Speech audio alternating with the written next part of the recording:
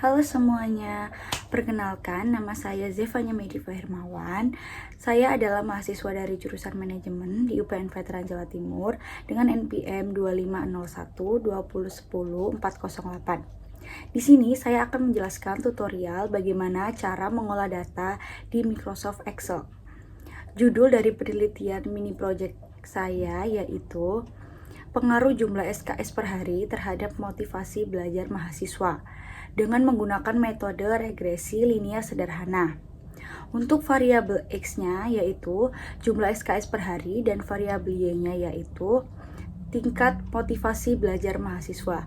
Dan untuk hipotesisnya, H0 adalah jumlah SKS per hari tidak berpengaruh terhadap motivasi belajar mahasiswa, dan H1-nya yaitu jumlah SKS per hari berpengaruh terhadap motivasi belajar mahasiswa. Untuk teknik pengambilan data, saya menggunakan kuesioner dengan cara menyebar link Google Form di grup kelas dan juga grup manajemen. Responden yang saya dapatkan yaitu sebanyak 30 orang dengan 2 pertanyaan, yaitu yang pertama, berapa jumlah SKS per hari yang dapat meningkatkan motivasi belajar Anda? Dan pertanyaan kedua, berapa tingkat motivasi belajar Anda dengan SKS yang sudah Anda pilih? Oke, tanpa berlama-lama kita akan langsung ke tutorialnya. Oke, yang pertama-tama kalian memasukkan dulu semua data yang sudah kalian peroleh dari kuesioner yang sudah kalian sebar. Nah, setelah itu muncul data analisis, kalian pencet. Karena saya mendapatkan tugasnya itu regresi, jadi kita Nah, setelah itu di sini ada input Y dan juga input X. Pertama-tama kita masukkan terlebih dahulu yang input Y. Oke, setelah itu yang X. Nah, jangan lupa kalian pencet output range, dan untuk yang ini kalian bisa terserah di mana aja. Nah, di sini juga bisa. Setelah itu klik OK. Nah, akan muncul seperti ini. Nah, seperti ini kalian bisa tata-tata dulu. Dan di sini saya akan menjelaskan hasil analisis regresi saya yang berjudul pengaruh jumlah SKS per hari terhadap motivasi belajar mahasiswa. Untuk yang pertama-tama yaitu korelasi R-nya. Berdasarkan hasil analisis regresi, diperoleh nilai multiple R-nya itu sebesar 0,392 sekian-sekian, yang menunjukkan adanya hubungan positif antara jumlah SKS per hari dan juga motivasi belajar mahasiswa. Hal ini mengindikasi bahwa peningkatan jumlah SKS per hari cenderung diikuti oleh peningkatan motivasi belajar siswa, meskipun hubungan tersebut masih tergolong lemah hingga sedang ya teman-teman.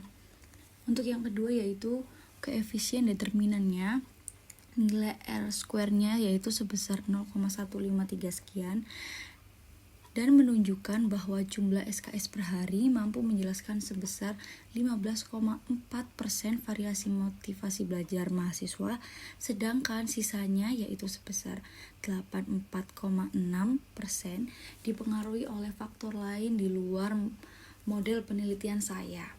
Dan juga nilai adjust R square-nya itu sebesar 0,123 sekian-sekian, yang berarti menguatkan bahwasanya daya jelas model masih relatif terbatas. Yang ketiga, teman-teman, itu bisa dilihat di sini ya. Ini buat yang multiple R, ini R square-nya, adjust R square.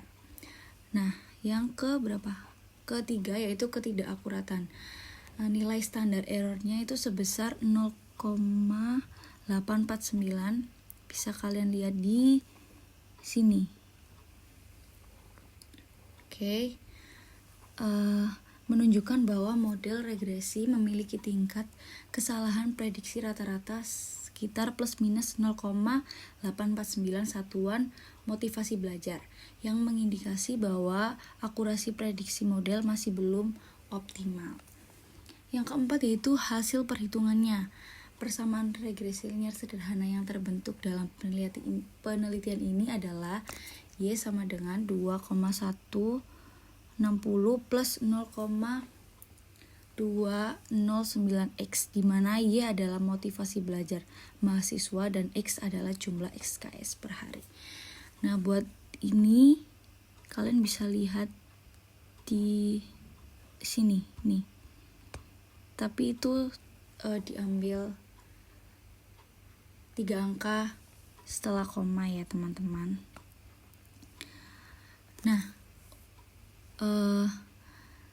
untuk hasil uji koefisien regresi menunjukkan bahwa nilai intercept tersebut adalah 2,160 sekian-sekian, yang berarti apabila jumlah SKS per hari bernilai 0, maka motivasi belajar mahasiswa diprediksi sebesar 2,160. Yang kedua yaitu koefisien regresi untuk variabel jumlah SKS per hari sebesar 0,208 sekian-sekian dan bernilai positif, yang berarti bahwa setiap penambahan 1 SKS per hari akan meningkatkan motivasi belajar mahasiswa sebesar 0,209 satuan. Ini dibulatkan ya teman-teman dari ini.